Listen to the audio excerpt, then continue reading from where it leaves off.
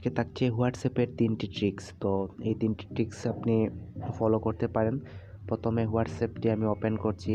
Open করার পর আমি কাউকে এসএমএস করব। তো আমি এখানে কিছু লিখছি। তো দেখুন আমি লিখলাম আমার সোনার বাংলা। তো এটি আমি বোল্ড করব। তো তার জন্য এটির লাস্টে একটি স্টার এবং শুরুতে একটি স্টার দিয়ে দিব।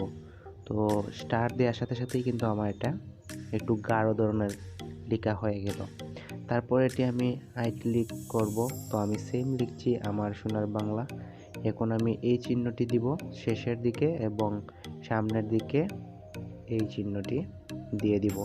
তো এটি দেওয়ার পর দেখুন লেখাটা একটু আইটালিক স্টাইল হয়ে গেল। তো তারপর আমি এই চিহ্নটি দিব, তারপর আমি এখানে কিছু লিখব।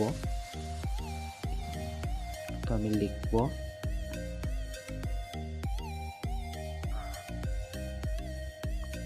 আমার সোনা। তারপরে এই চিহ্নটি আবারও দিলাম।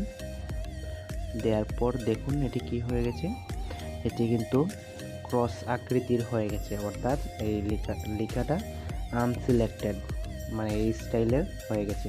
তো এখানে আপনি গাঢ় করে লিখতে পারবেন, তারপর আইটালিক করে লিখতে পারবেন এবং ক্রস ওয়ার্কের মাধ্যমেও লিখতে পারবেন। তো এখানে দেখুন আরেকটি স্টাইল আমি দেখিয়ে দিচ্ছি। মনে করুন যে গাঢ় হবে এবং ক্রস ওয়ার্ক হবে। তো তার জন্য প্রথমে স্টার, তারপর এই চিহ্নটি, তারপর আবার আমি কিছু লিখছি।